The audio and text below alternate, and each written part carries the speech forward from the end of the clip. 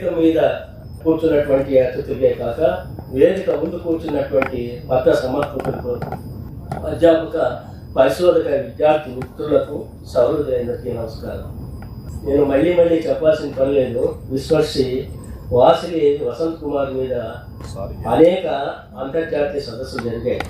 నేను కూడా అందులో పాల్గొన్నాను. అవన్నీ ఒక ఎత్తైతే ఈ రోజు జరుగుతున్నటువంటి ఈ వాసిలి వారు మీరు పంపించినటువంటి పత్రాలన్నిటినీ ఒక్కొక్క అక్షరాన్ని చూసి కరెక్ట్ చేశారు, స్క్రూటినైజ్ చేశారు. చేసిన తర్వాత వాటిని మళ్ళీ మీకు పంపించారు. మీరు పంపించిన తర్వాత ఆ పత్రాలను మళ్ళీ తీసుకొని పుస్తక రూపంగా తెచ్చారంటే అది చాలా అద్భుతమైన విషయం అని చెప్తాను.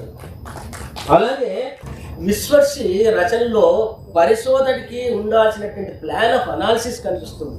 ఒక పరిశోధకుడు పరిశోధన చేయాలంటే ఒక ప్లాన్ పెట్టుకుని తయారు చేయాలి.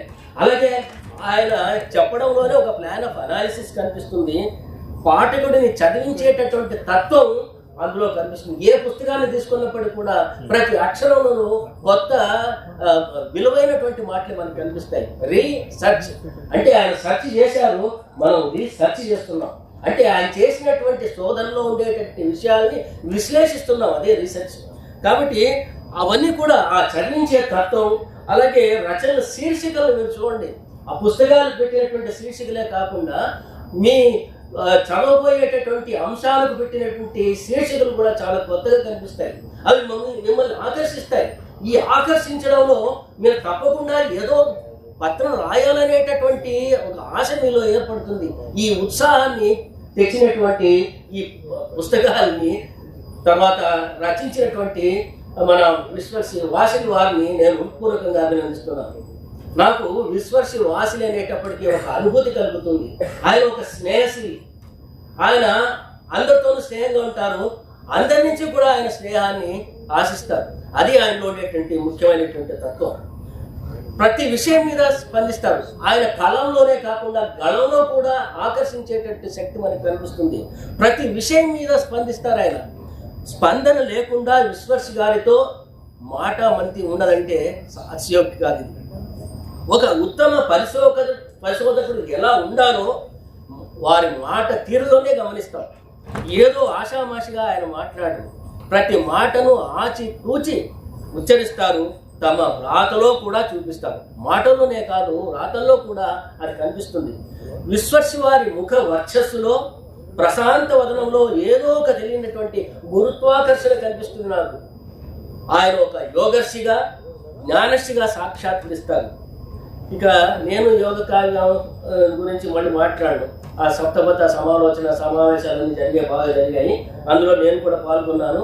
సమానోపోత్సవ సందేశాన్ని కూడా ఇవ్వడం జరిగింది. తర్వాత ఈ ఒక 2 నిమిషాలు మాత్రమే నేను తీసుకుంటాను. ఆయన కవిత్వంలో కానీ ఆయన రాతలో కానీ ఉండేటటువంటి ముఖ్యమైన విషయాన్ని మాత్రం నేను చెప్తాను. ఇంతకుముందే చెప్పినట్టుగా నేను అమితంగా అభిమానించేటటువంటి గౌరవించే వ్యక్తి మన విశ్వర్షి వాసిలి వసంత్ కుమార్. ఆయన వ్యక్తి కాదు, ఒక శక్తి కూడా.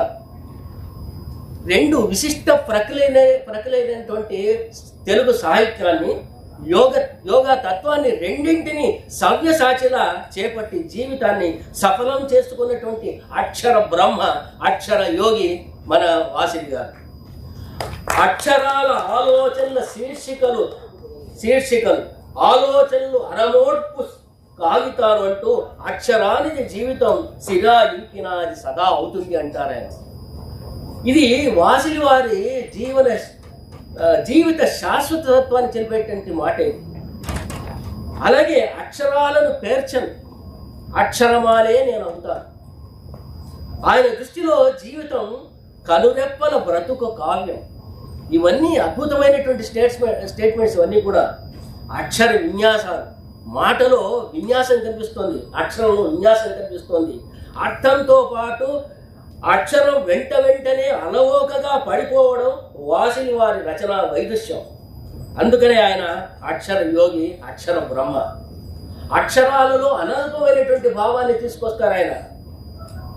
అలా అందించగలిగినటువంటి దిట్ట కూడా వాసిలి వారే. పుట్టడం సత్యం, తనువు చాలించడం సత్యం.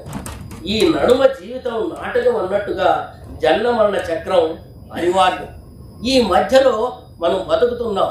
ఈ బతికేటటువంటి రీతి ఒక పోరాటం లాంటిది. కాబట్టి అలాంటివన్నీ ఆ విషయాలన్నింటినీ ఆయన చాలా చక్కగా చెప్పారు. జీవితం సుడులు తిరుగుతున్నంత వరద విస్తృతమయ్యే ప్రవాహ ఉధృతి అంటూ మనిషి జీవిత నిర్వచనాన్ని చెప్పినటువంటి మహానుభావుడు ఆయన. సర్వస్వాలకెక్కని మస్తిష్కాన్ని, నిఘంటువుల దొరకని అర్థాన్ని, పరిజ్ఞానానికి అందని ప్రజ్ఞానాన్ని అనడం విశ్వర్షి దర్శనమే అవుతుంది. జీవితం ప్రశ్నించటానికే, సమాధానం పడడానికే కాదు, నీకు నిరూపణ కావడానికే, నిరూపించటానికే కాదు. ఇది విశ్వర్షి వారు జీవించుకున్నటువంటి జీవన తత్వం. ఇది మనకు ఆయన కావ్యాల్లో కానీ పుస్తకాల్లో కానీ చెప్పేటటువంటి అద్భుతమైనటువంటి విశేషం. బ్రతకటానికి అనుకరణ ఎందుకు? అనుసరిస్తూ పోతూ ఉంటే బ్రతకటం ఎందుకు? అనుకరణకు దూరం కావాలని అంటూ జీవన అస్తిత్వాన్ని నిలుపుకోమంటారు ఆయన. కొందరు పుట్టి బ్రతికేస్తుంటారు, కొందరే మరణించి జీవిస్తుంటారు. ఇది యథార్థ సత్యం. మనిషివి కావాలి. ఈ మాటల్ని అక్షరాలను దిద్ది మనిషివి అయ్యావు, అక్షరాలను దిద్దించి మనీషివి కావాలి అంటారు. ఎంత మంచి మాటలండి ఇవన్నీ. ఈ అక్షరాలు, ఇవి అక్షరాలా? ఇవి అక్షరాలు కాదు. ఇలాంటి సందేశాలు ఆయన రచనలో కోకొల్లలుగా కనిపిస్తాయి మనకు. ఇది నేను యోగిక కావ్యంలోను, జీవన సైమితంలోను, తర్వాత వర్తమాన కవితలైనటువంటి 7వ కృతిలోను మనకు బాగా కనిపిస్తాయి ఇలాంటివన్నీ కూడా. అలాగే ఆయన చెప్పినటువంటి మాటలు చూడండి. పల్లె పదాలు నిస్మరించే కర్షక నినాదాలు, శ్వాస పురుడు కోసుకున్న క్షణం, చనుబాలతో పోరాడిన యోగ సంస్కారం. ఎటువంటి మాటలండి ఇవన్నీ నాకు చదువుతుంటే చాలా అద్భుతంగా అనిపిస్తున్నాయి. ఆలోచన ఆకాశానికి నిచ్చెన వేస్తుంది. ఆలోచన అంటే మెదడుకు మేతే. మరి నేలను తన్నుకొని నింగికి ఎగిసేవాడిని, పుట్టినా గిట్టిన పుణ్యావాచనని.